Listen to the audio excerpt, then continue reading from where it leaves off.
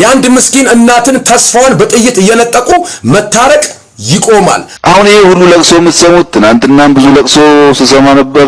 አሁን እናንተ ሸኝቼም አዲስ አልቃሽ ይመጣል ያለቅሳል። እሺ ታዲያ በዛ ያን ታሪክ ለማብቃት አይደለ ጠቅላይ ሚኒስትር አብይ ወደ መንግስት የመጣው?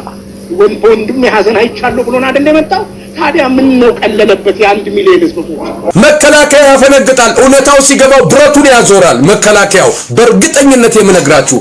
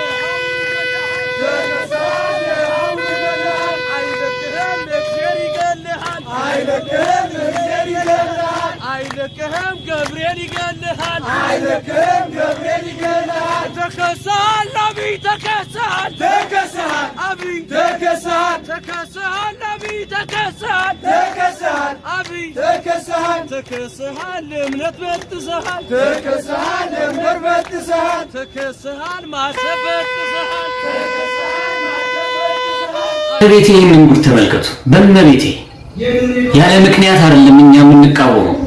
ተመልከቱ፣ እንዲህ አይነቶቹ ናቸው ለጥያቄ መልስ የሌላቸው አካላት ናቸው ዛሬ ቤተክርስቲያንን እንምራ እያሉ ያሉት። ተመልከቱ፣ ይሄ ሁሉ እየሆነ ያለው በአቤሎ ነው።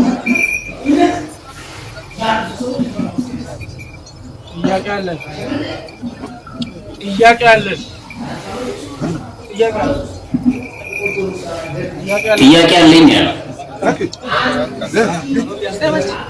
دامي ما في قبنا دايما ديم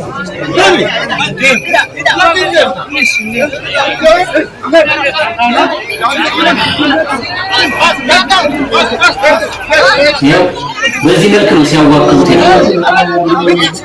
በነገራችን ላይ የአቤሎ ህዝበ ክርስቲያን የሆናችሁ እናቶች፣ አባቶች፣ ወጣቶች፣ ህፃናት ሁላችሁ ጽናታችሁን በጣም በጣም በጣም ከልብ እናመሰግናለን። ህዝቡ አልቀበል ስላለ በዚህ የመንግስት ከዩናይትድ አረብ ኤሚሬት በመጣ መኪና ለተማሪዎች ሰርቪስ ሆኖ የመንግስት ትምህርት ቤት የመጣ መኪና ከገጠር ዘማሪያንን በማምጣት ነበረ ህዝቡ እንደተቀበላቸው ለማስመሰል የሞከሩት።